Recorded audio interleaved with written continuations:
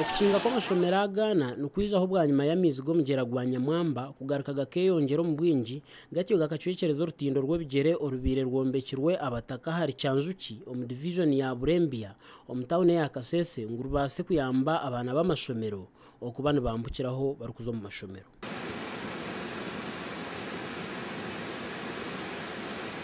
Hato omwanya ogwo gwa Kyanjuki gwakingwaho amaizi kandi abantu bwa hati tibakibasa gukoresa. Amashomero agakingirwe garimu Road Barrier Primary School, Kyanjuki, Katiri hamwe na Burembiya Primary School gona garukushangwa omu municipality ya Kasese.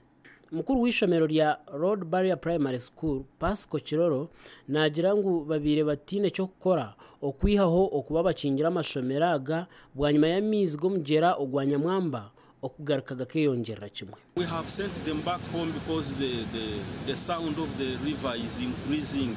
Ebyo kweyongyera kwa amaizi g'omugyera ogu kwizireho bwanyima ya Minister wa PIDA Honorable John Byabagambi okutayayira omwanya ogu hamwe n'aba engineer bandi batyo bakagira ngu nibiza kuba batandika kwiha amabare hamwe n'itaka omu mugyera ogu kandi na President Yoweri Museveni ari enyuma y'entebe Kasese.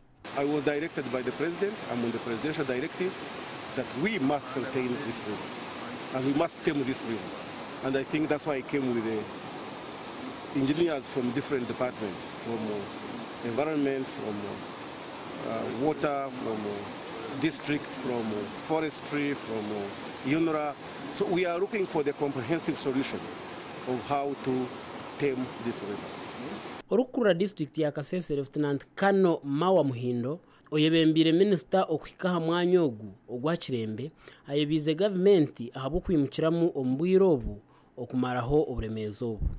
The intervention is to retain the river, to build the retention wall, especially on the corners. That will be the immediate short-term measures.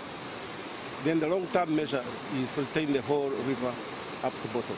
Bitona ayihanangiriza abantu ba Kasese okwatanisa n'abakozi abaresirwe omucwekeki bakategurira omugyera ogu ogwa Nyamwamba.